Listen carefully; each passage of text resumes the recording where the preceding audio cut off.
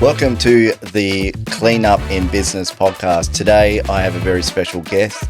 Darren McAuliffe is the CEO of Fran Data, and he's got experience in banking and many other things, especially related to franchising. In fact, tell me a little bit more, Darren, about what you've done and how you've got into Fran Data and franchising in particular. Yeah, thanks, Damien. So my background is banking, primarily, accounting.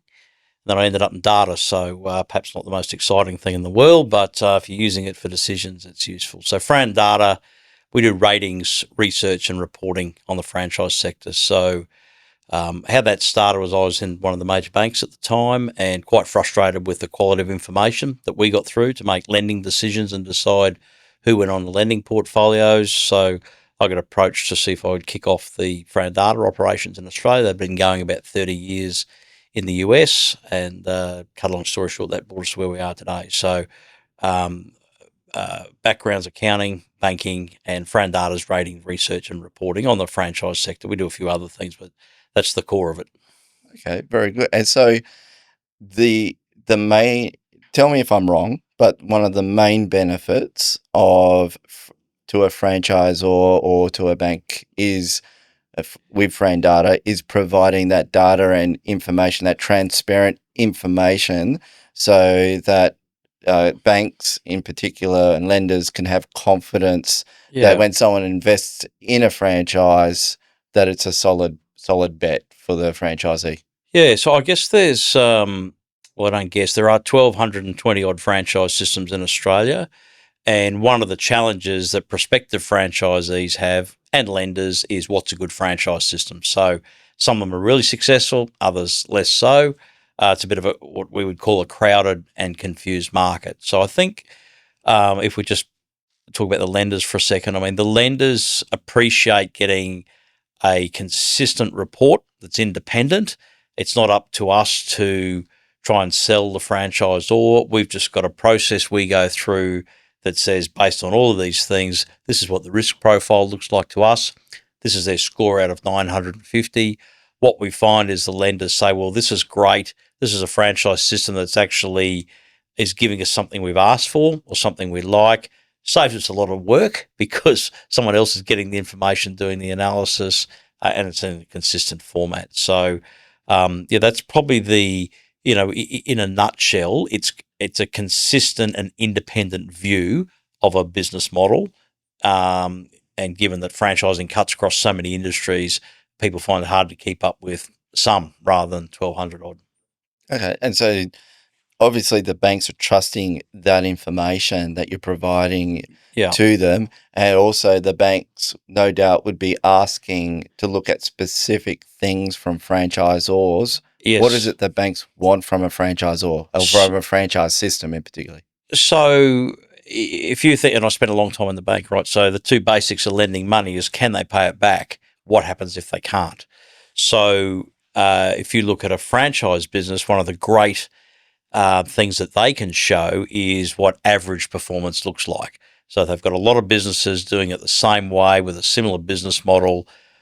There are some outliers, of course, but typically someone that's working reasonably hard following the system will be capable of generating a certain level of sales. They'll have a fairly predictable level of overhead, and what's left over, of course, is there to pay their own living expenses, pay their commitments to lenders, and a bit left over for growth or asset building. So that's the main thing is probably the unit, what we call unit economics, which how much money is there to service the loans and meet other commitments. But there's a couple of other things they're really very tuned into. So one of the great benefits of franchising is you have, in many cases, a franchisor behind them that's strong and is disciplined in how they recruit franchisees. So they put the right type of people into the right business. They get them ready for success day one. They give them the training. They give them the support on an ongoing basis. They make life easier for them. So if I'm a lender, a good franchisor has their own early warning systems and they will intervene. So if I'm perhaps not measuring up or I'm a bit slow to come out of the ground with my new business, the franchisor is right there behind me or beside me, and showing me the way to be successful. Okay. So without, I think always concrete examples are better than trying to talk about, Yeah. data without naming any names, or if you're free to name names. Did you have any sort of standout examples of I'll do a positive one, like standout examples of a brand that pretty much ticks every box from a bank's perspective, and they say any day of the week we'd love to lend to them, and why they would love to lend to them? So we've got about 60 brands that we've rated that Okay. have got a high rating. So I get a Yeah. little bit of trouble if I pick favourites, Yeah. and we don't have any favourites. But perhaps just as a category, as an example, so the 24/7 convenience gyms are very strong. Yeah. And that surprised some people because they grew very strongly 20 odd years ago, and they're still going quite well. And in fact, there seems to almost be a new boost of energy. Perhaps it's the younger generations more tuned into it. But I look at brands in that category like Anytime Fitness is very strong, Snap Fitness is very strong, and Plus Fitness is very strong. I'm not saying they're equal, but as a group, those three brands have all been very transparent. They've got very good collection of information which shows that franchisees what they're typically turning over, which is driven by memberships in that category. They've got a very good handle on what their rental costs should run at, a very good handle on what their wages cost should run, which are generally low because they're sort of in and out by yourself with your pass card. So things like that. And they've had disciplined on the whole, all three of those brands, so Anytime Fitness, Snap Fitness, and Plus Fitness, have demonstrated very good disciplines in how they've recruited their franchisees and where they've set them up to start off with. So the lenders will get those, they're very different reports, different underwriting scores, but out of 950, those brands would all have up in the higher end of that. So the lender says, okay, how do they get that high score? Because the franchisees are making reasonable income. They're not having a lot of closures. They're not having a lot of churn. The franchisor is giving them good support. They're positioning for success. This is a better chance of this loan not going into arrears. So they would probably, well, we know they do, lean towards putting them on their portfolio than someone else. So Okay. that's an example of a category and a couple of really strong brands in that. There are some it's a big category, that sort of whole health and wellness and fitness. So, there are some other parts of that broader group that have got some other challenges, and I don't want to say their names, but there are other concepts that perhaps have grown very quickly, or they haven't had the same stickiness, if you like, in their franchisees staying with them, very low barriers to entry. So, fitness as a category, I think you need to say there's not every part of fitness is going well, but those 24/7s, particularly those three brands I mentioned, we know they're travelling very well, and that's it's interesting. That's through a myriad of economic sort of Yeah, conditions, they've been health around for shocks and ages, recessions. haven't they? Yeah. 20, 30 years, they grew very quickly. They consolidated. They've grown again. They're covering their attrition in members. There are early, if you like, investors that have gone into those businesses that had 3 or 4 clubs. They've sold 1 or 2 off. They've sort of taken some profit, if you like, or, but they've still got their core business. So it's an interesting category as an example. Yeah, interesting. So there would be segments inside an industry where Correct. the business model Yeah. is more robust from a lender's point of view. Yeah. So maybe some parts of the category are more exciting or interesting to unique to individuals, but Yes. as a category, if there's a certain business model where especially those fixed costs and overheads are disciplined, as you Yeah. say, Yep. then it's going to be attractive to a Yeah, lender. and at the end of the day, no matter how well something's managed or how good the idea is, the customer's got to be satisfied. So no matter what service or product you're providing, the customer's got to see value in it, and the customer's got to be happy with the outcome and feel they're listened to and loved. And if something doesn't go right, because things don't always go right, it's remedied, Yeah, and it's very good. reasonable.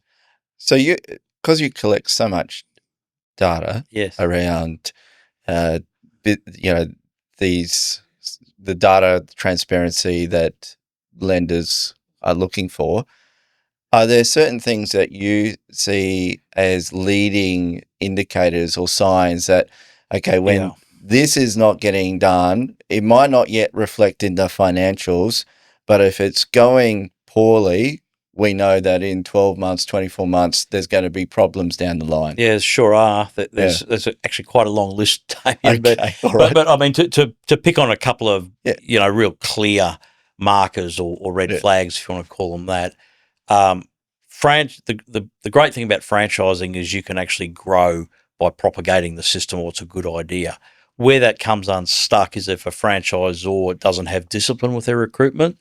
So you're trying to grow your system and you put me in because I'm putting my hand up. You say, terrific, that's another franchisee. Look how well I'm going. But if I'm a bad choice or I don't work out, then you've got to manage me out, or I perhaps might take the gloss off your brand with your otherwise very satisfied customers. So it just, that enthusiasm and that entrepreneurial spirit of the franchisor just needs to be tempered to make sure they have a very disciplined approach to recruitment.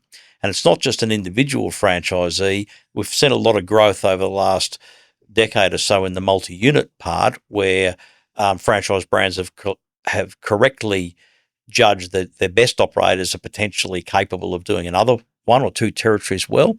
So they bring them on as a multi-unit. Now, if I'm a multi-unit, I've got different needs to a single. If I've got several sites, now I've got more staff, more things to look after, I need different support from my franchisor. So that's the first one. If there's any compromised standards in recruitment, that comes back to bite severely. The second thing is poor site selection. Actually, there are some franchise systems for look, I'm not talking about a service-based industry here, but where people need a physical Yeah, premises. like a bricks and mortar Yeah, type business. Yeah. correct. Yeah. And we hear of some instances where the franchisor gets the franchisee to find the location. Now, that they can help, but it's one of the services you would hope a franchisor would be to help them. So as a minimum, to have a good knowledge or to endorse that site. You So would think that would be a big incentive to buy the franchise, because you wouldn't know. I wouldn't, like, if I said, "Oh, look, I want to start a kebab shop," I wouldn't really know where to put it. where to put one. And, I'll just say, "Oh, that looks like a busy place," but there's probably more than just a busy place that I have to think about. yeah, so you Yeah. don't necessarily want to go where's close to the footy club you like to go to, or where's close to the bar you like to go to, or close to the kids you're picking up from Yeah. school. You're better off to be where the traffic comes and where it, or whatever the things are. So location, recruitment. The other thing is sometimes there's a race to the bottom for pricing, right? So there's some very competitive markets there, particularly in food. Where there are some large players now that enjoyed a pretty good run 20, 30 years ago when they were only competing against a couple of core fast food offerings. And now there's a broad spread. We've got the Mexican category. We've got a lot of sushi out there. We've got Vietnamese offerings. There's a lot of cleaner, greener options rather than just sort of some fried food and other things that perhaps weren't as healthy. So you need to be careful that the only way out of that's not just cheaper and cheaper.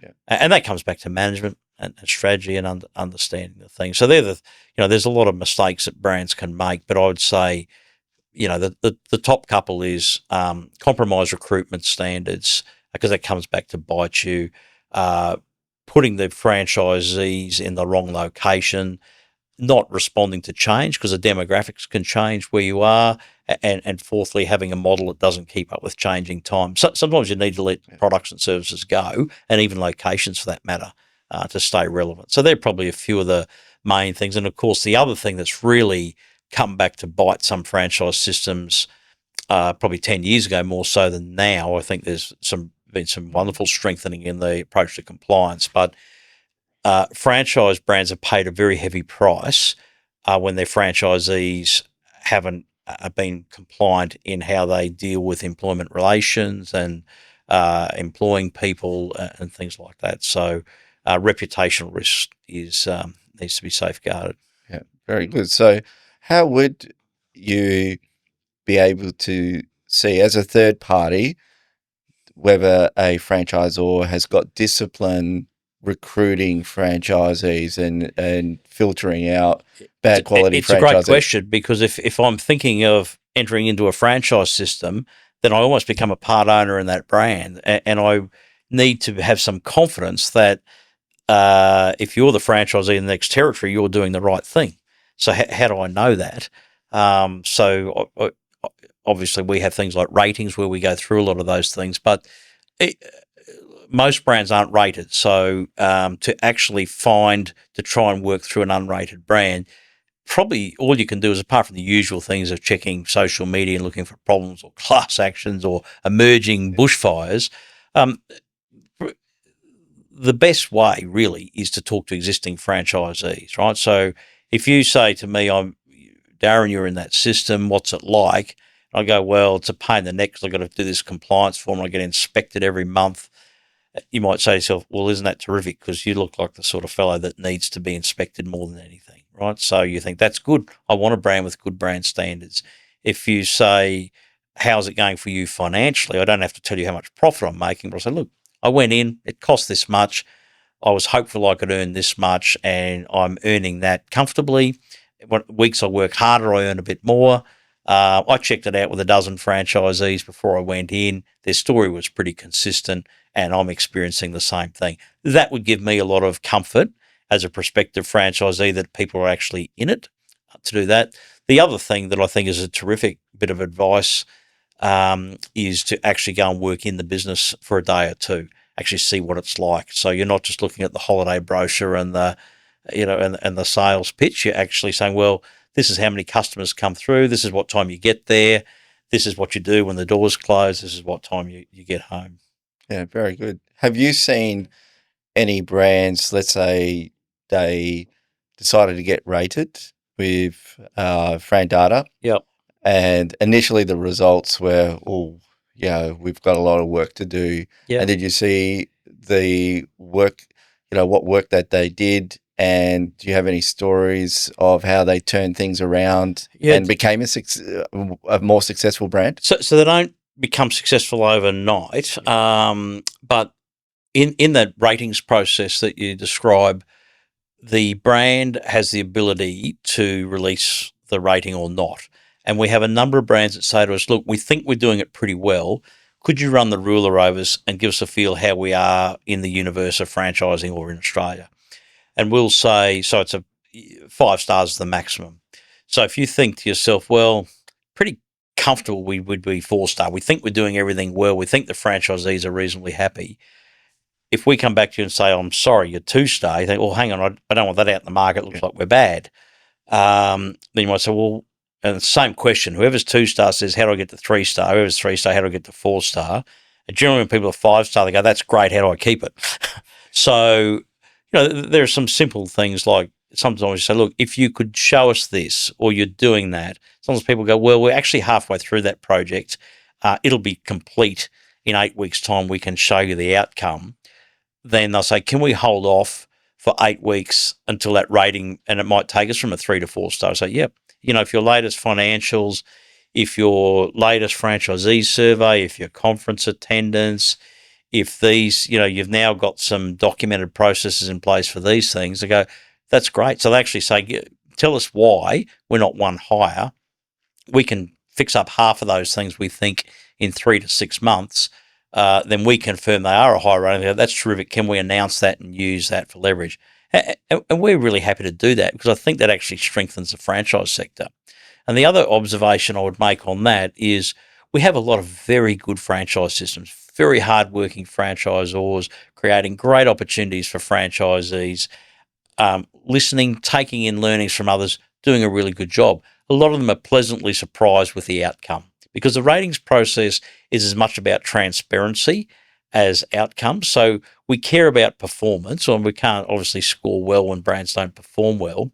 But if someone says, "Look, we've got a gap here. Here's our action plan. This is how far we've come in the last 3 months, 12 months, 2 years on this." We give a lot of recognition for that because that, like any business who treats success as a bit of a journey rather than a destination and has got that continuous improvement mentality, that's whatever we do in our life, we need to do is actually saying what's that old saying, "What got us here won't get us there." So we love to see that, and we recognise it and reward it. And I think that makes a good place to work. I mean, the people that ask their employees what they think or how happy they are, they find out. And they can tell them, I can't change that for these reasons, or I'll do this for you, or that's coming, but it's 6 months away for that reason. People can no longer say you don't care. Yeah, that's a very good point. What do you believe most franchisors don't? What do you see a lot of franchisors a blind spot, like where a lot of franchisors, no, we got this, we know how to do this, and you see it sort of universally, and you kind of know, uh, most people think they've got it, but they don't really have it. Yeah, I think a lot of franchisors probably aren't, not a lot, but some with blind spots aren't close enough to their franchisees to really know. What do you think? What would you like us to stop doing, do more of, do less of? You get some great feedback on that. And I think, again, when you ask people what's on their mind and they tell you, you've got an opportunity to improve it or to explain why you can't change it. And sometimes if you can explain why you can't change it, they're still satisfied. So I remember a few years ago during that COVID period, a particular food brand said, "Oh, we don't want to survey our franchisees now because we know they're not happy." I think, well, this is probably when you need to do it the most because you can address it. Yeah. Because otherwise, they could potentially get together and feed off each other, and those small concerns become bigger concerns, and they forget all the positives, and then they can be distracting to a whole heap of franchisees that are actually reasonably happy and doing a good job, and then they start to become poisoned, if you like. So I think not being close enough to franchisees is a trap. The other trap, I think, is sometimes franchisees that are in their second term, like experienced franchisees. I think sometimes franchisors think that those experienced franchisees want them to stay out of their way, whereas in fact they still want that support and that inclusion in that community. And a good example is if I'm a single franchise and then I become a multi-unit owner, one becomes two, becomes four or five. If I'm operating 5 units, my needs are different. So I actually Very need a different. different level of support. I need someone to mentor me on how to run a multi-unit operation, how to actually develop my leadership team. Whereas if I'm just there by myself, I need someone to probably check different things because I don't spend any time on the business, if that makes sense. So I think managing the expectations or needs or wants of franchisees as they become more experienced or longer in the system is important as well. Yeah, very good. And I guess a basic question, going back to what we were talking about earlier, why do banks, or do banks, this is a good question, do banks like to lend to franchises, or do they prefer to lend to traditional businesses, non-franchise businesses? That's a great question, and we're constantly answering it.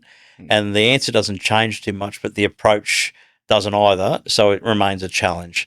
So, high level, banks are attracted to franchise lending because the business owner who has the benefit of an experienced and supportive third party has a better chance of success because there's someone there to pick up the early warning sign, to coach them, sometimes do collective bargaining with a landlord or collective negotiation with a supplier to get benefits. So the lenders.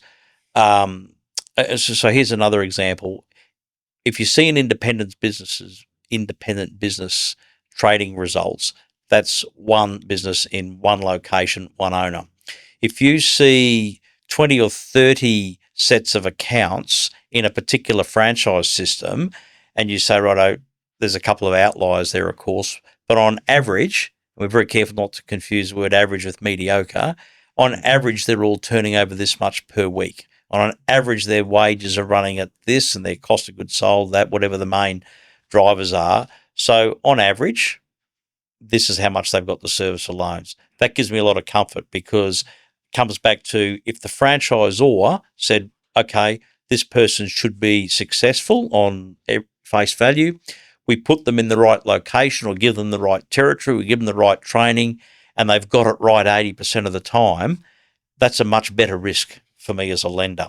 And just on that, in the COVID period, we're trying to talk about less and less, but there's still some good lessons Yeah, I out of it. almost forgot that happened. Really? Yeah. You're lucky you live in Brisbane. Coming out of that COVID period, when the banks reviewed their small business lending books, they found the loan quality of their franchise businesses superior in many cases to independent businesses. And that's because the strength of the franchisor during that COVID period, they were able to sometimes provide some royalty relief, sometimes to get in and negotiate quickly with a big landlord to help people through it, to guide them how to optimise any potential government assistance was there, to not have them spending hours and hours working out what the rules were in their particular state, to say, okay, in Queensland you're a metre apart, Victoria 3 metres apart, or whatever. So there was a lot of proof points for good franchise systems. So that has certainly helped that lending thing as well. And we do a lot with the lending community. They're all signalling a strong appetite to lend to franchise businesses. It's actually growing, but in some cases, the experience of a franchisor or a franchisee getting finance, if they just look like an independent business, they don't get the advantage. Okay. So they need to identify as part of a stronger group. Okay, that's really interesting. So, from what you're saying, it seems that it's not just because a lot of times franchises are sold on systems. So, it's got a system, so it's a proven way of doing business to get customers, retain profits. Yeah. But you're saying something more than that. You're saying that the banks and lenders, they like to see, they like lending to franchises because of that safety net, that support. And even, there's reviews of, that you were saying before from Fran Data. It's not just, oh, yeah, I can make money in my business, but my franchisor listens to me. Well, my franchisor is working with me side by side. So that seems like a key indicator with a successful franchise system is what a lot of people look for in a franchise, which is what's the support.